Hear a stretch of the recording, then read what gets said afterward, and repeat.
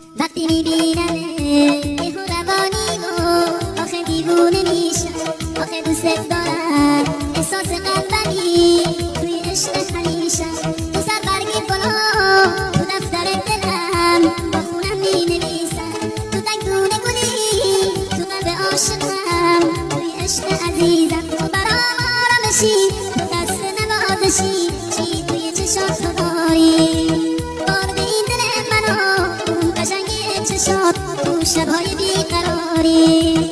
میخوام دیوونه با روی دلم نزاد خوبه که هوامو داری، ماه توی شبای من خون توی رگای من تو حکم خدا رو داری.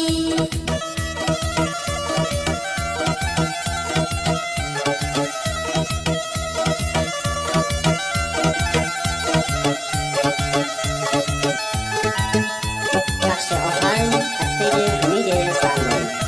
با تنگ دلم توی هوای تو شب پروانه میشم، یه بوی تو دل بی بغض لعنتی برام دیوونه میشم. دست خودم که نیست اشک توی چشام مثل بارون میباره، وقتی میشه غروب میشم لعنتی تو یادم میاره. تو برام آرامشی تو دست نوازشی چی توی چشات تو داری، بارد این دل منو اون قشنگی چشات تو شبهای بیقراری.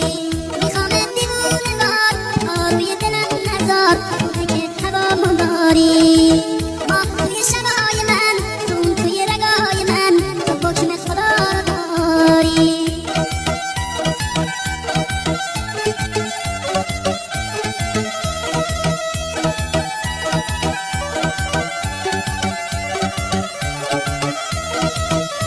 بازم شب بیقرار نم نم بارونو دستای خالی من، بیا پروانه شو بیا چرخی بزن توی حوالی من.